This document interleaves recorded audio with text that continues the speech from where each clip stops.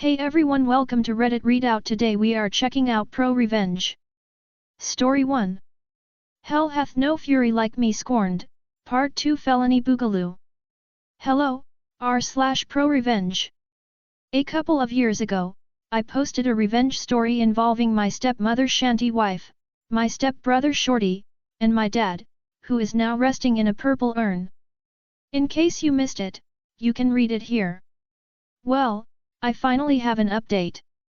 To recap, Shorty, my stepbrother, was my dad's power of attorney while he was sick and had heinously abused his position, stealing a very large sum of money. When I got involved, I got a restraining order against Shorty, filed charges, took over my dad's care, and exacted some sweet revenge in the process. I was warned by the court's victim's advocate, who is my first cousin because that's how it is in that town, that bringing Shorty to trial for what he did would take a very long time. She was correct. In the meantime, I monitored Shorty's online activities. When he moved out of state, I called the court and let them know just in case it violated his bail. When he got a job as a truck driver, I called the court to let them know he was repeatedly leaving his home state just in case it violated his bail. Then, 6 months ago, I got a call from the same victim's advocate. The trial was going to be set soon, and the court wanted input from the family regarding possible plea deals and sentencing. He was indicted on felony elder abuse and was facing 15 years in prison. The advocate let me know that the family could request prison time, or plea him down to work release with restitution. The upside to prison was obvious, but the downside would be that we would not likely receive restitution since he'd be perpetually poor and in prison. With work release, we would receive restitution, but he would have his freedom. Somewhat. She wanted to know which we preferred. I asked for the night to think it over. Shorty's future rested in my hands and I wanted to savor it. What kind of god did I want to be? To decide, I needed to do some math. If he went to prison for 15 years, he would be out in half or less. 7 years is a long time. But restitution would surely take as long if not longer, and I would get the pleasure of taking his money every month, for years and years and years. I liked the thought of him working every day, toiling away in shit conditions for shit pay and him knowing that a portion of that shit day would be for nothing. I loved the thought that I would be the reason for it. So I called her back and told her we would be okay with a plea deal to felony supervised release and restitution. I didn't hear anything further until last week, when the advocate called me again to let me know he'd accepted a deal. The deal? He pleaded guilty to felony elder exploitation, 1st degree. He received 15 years, split and suspended, which means he won't serve any jail time.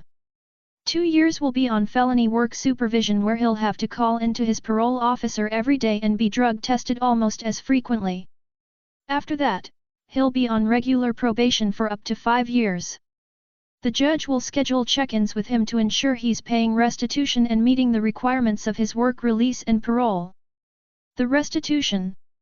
He has to pay back $130,539.39. He was ordered to pay $300 a month beginning January 1, 2024. My math gamble paid off. It will take him 36 years to pay that back at $300 a month. If he misses a payment, he will go to jail. I will be in his life for decades, taking back from him bit by bit what he stole. So I think that's going to be it. I've done everything I can do, apart from being there to catch him if he violates the terms of his release. Thank you for reading this tangled web of revenge. I hope it warms your heart for the holidays. Story 2. How MRS Reliable got her douchebag of a boss fired. Hey everyone! Long-time lurker on this subreddit, first time posting, and boy do I have a story. So, letting everyone know that it's going to be a long post.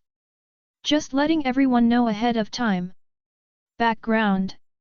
I've been working the retail business for over 20 years and let me tell you. Some of the managers they hire I can do a better job.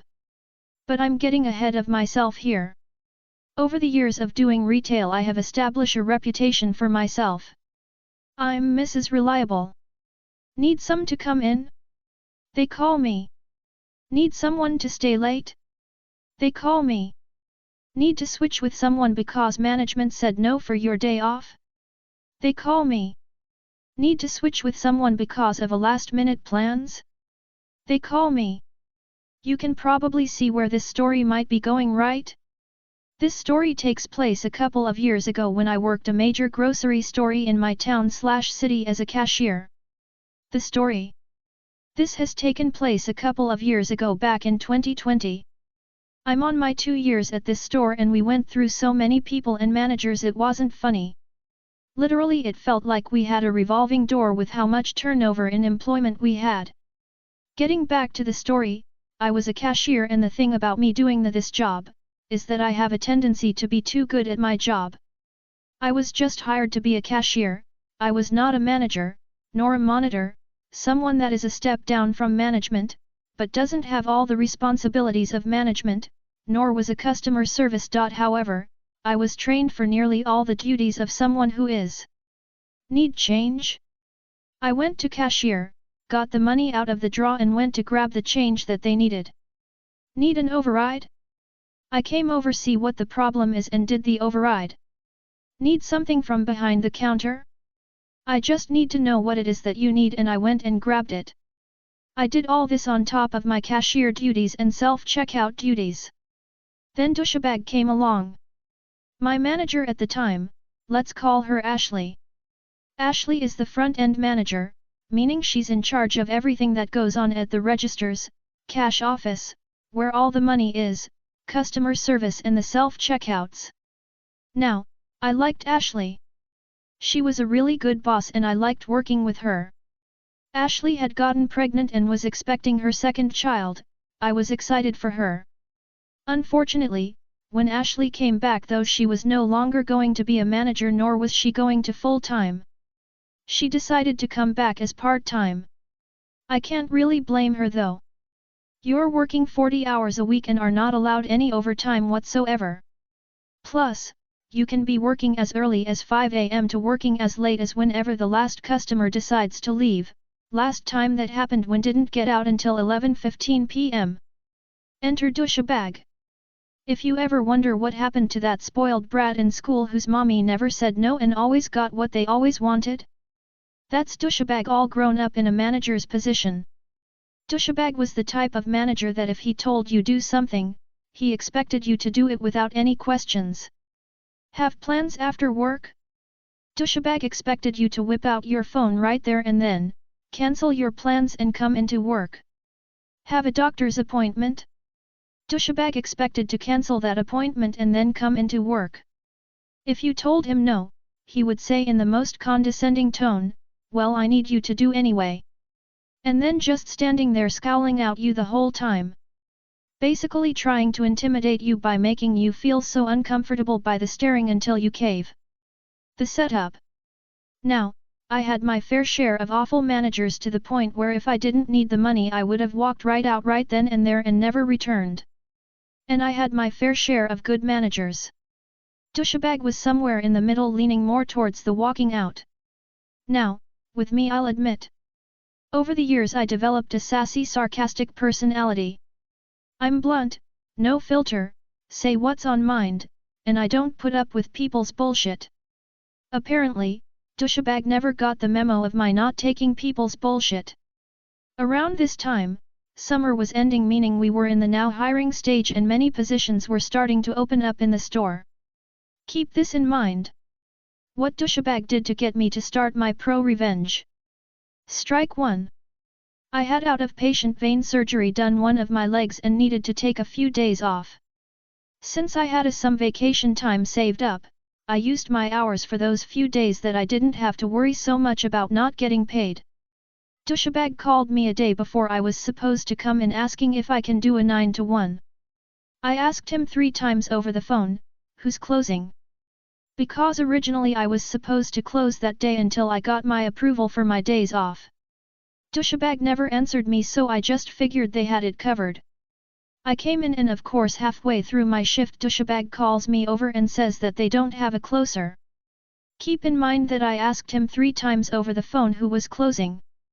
Douchebag wanted me to clock out, go home for a few hours and then come to work and close. I said no, and then he tried the whole guilt tripping about not having anyone and that we really need you to this. I said no because 1.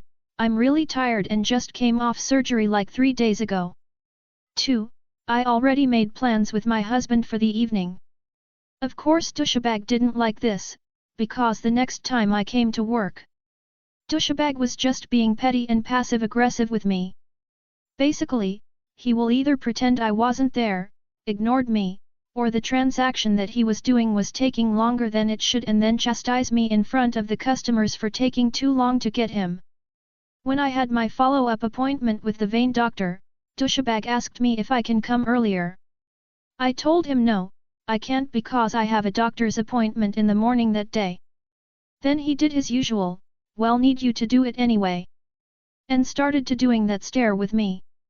Unfortunately for him, I'm used to this when came to Karen's and Kevin's trying to intimidate me because something didn't come right. I quickly shut that down by getting the other cashiers' attentions when they need help with something or quickly grabbed a customer's attention. When I came in after my appointment, Douchebag with a smug grin very loudly in earshot of the bigwigs from corporate visiting that day. Well, OP, looks like you noticed that I didn't call you in because we didn't need you. I replied, good, because wasn't able to come in early anyway. Strike 2. Remember how I said that the store had openings?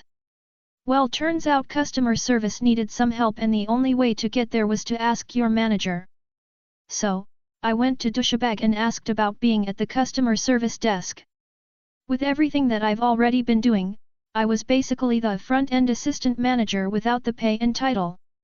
Douchebag said that he would get back to me, especially since I've been doing great job. 2 to 3 weeks later, I'm seeing people that I trained or have started months after I did getting promoted to customer service desk while I stayed as a cashier with all the others' responsibilities piled on top. The customer service desk position would have easily been a 0.50 cent raise. The monitor position would have been a 0.75 cent raise. And of course Douchebag didn't want to pay more for doing the exact same thing that I was already doing. I was starting to get the message of why pay for the cow when the milk is free. Strike 3. I was starting to look for another job at this point because I was getting sick and tired of how I was being treated, but I wanted to try and give this guy one last chance. So, I found out that the seafood department in my store had an opening and I even talked to the seafood department manager Debbie about me possibly being in her department. He was ecstatic to have and was willing to work around my college schedule. I had to talk to my manager Douchebag in order to get the transfer going. I talked to Douchebag and he started to come up with any and all kinds of excuses to not have me transfer. I quickly shot that down, and even the one where he tried to say that I can't because another coworker was transferring. First time I've heard of this, but the coworker said they had no problem with me going. So, I thought that was that, right? Wrong. 3 to 4 weeks have passed and I've been getting nowhere with the whole transferring to the other department. Even Debbie was wondering why it was taking so long for get to the seafood department and why management was dragging their feet with this. Turns out, Douchebag blocked my transfer and they wound up hiring a new employee to the seafood department. Douchebag thought that if there was no positions available and he can just deny my transfer, that I have no choice but to stay. After an argument between the two of us about this, because I was calling him out on his bullshit, Douchebag said the magic words. Just do your job. Cue the malicious compliance. Just do my job? Okay. I was so glad that the wearing a mask was required. Otherwise, Douchebag might have seen my evil smile when I agreed to just do my job. Need an override? Sorry, but I'm not management nor am I a monitor, so I can't do that. Let me go grab someone who can. Need change? Sorry, but I'm not management nor am I a monitor, so I can't do that. Let me go grab someone who can. Need something behind the customer service desk? Sorry, but I'm not trained nor am I customer service. Let me grab someone who can get that for you. Douchebag was at his wit's end and even tried to write up for something. I quickly shut that down when I started to recite what being a cashier entails and what my actual job of being a cashier is. And I told him that if he wants me to continue with all those responsibilities that he needs to promote me so I can do all those responsibilities. He quickly stepped back into being his passive-aggressive behavior that I quickly shut down. I eventually found another job with a better pay and better benefits and handed in my resignation of me leaving in 10 days. That douchebag tried to deny and say, "No, you have to give us 2 weeks notice." I quickly shut that down with a response, "You wouldn't be giving us a 2-week notice if you're going to fire us. Or lay us off or let go. Just a 2-minute warning." Cue the petty revenge. Now, you're probably wondering what could I have possibly do for the petty revenge, right? Well, there was an old saying, never kill the golden goose. Well, readers, what do you think happens to a department that is solely dependable on one person whose reputation is, Mrs. Reliable? Need me to come in on my day off? Sorry, I can't. I have plans. Need me to stay late? Sorry, I can't, I already made plans. Some called out? Sorry, I can't make it. I did this throughout my entire rest of my stay at that place. Douchebag couldn't do anything about either, and it was starting to get to him on what happens when you rely heavily on someone else but treat them so badly that they actually decide to leave. Douchebag's performance because I wasn't there to cover his ass was starting to take a toll.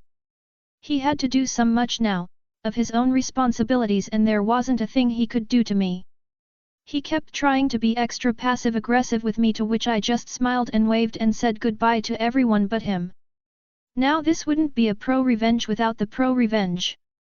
After talking to a friend of mine about what happened when I worked there, he told me to report this to the district manager because that kind of behavior isn't good for the workplace. Cue the pro-revenge. I got the email address of the district manager from my friend, and then I went back to the store as a customer. I kept in touch with a couple of my old coworkers and kept asking them how they were doing and how's work going.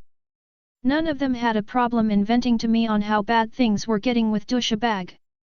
I asked if they didn't mind if I put their name in the complaint or if they just wanted to be anonymous. A lot of them choose the latter. I whipped out my phone, used the quick memo app that I had, and quickly wrote the notes in my phone. The date, and the register that the cashier was on at the time. I sent that email with the attached notes and with the entire account on my part as well to the district manager. Now, this wouldn't be a pro-revenge if it just stopped there. I took a step further. You see, with the receipts that we get, there is a survey on the bottom of every receipt, and management kept trying to boost us to get customers to take the survey because it helped with the story front and all the points that the store gets. Well, here's the thing about that survey, when you fill out the survey including they. That's all for today. Please don't forget to like and subscribe.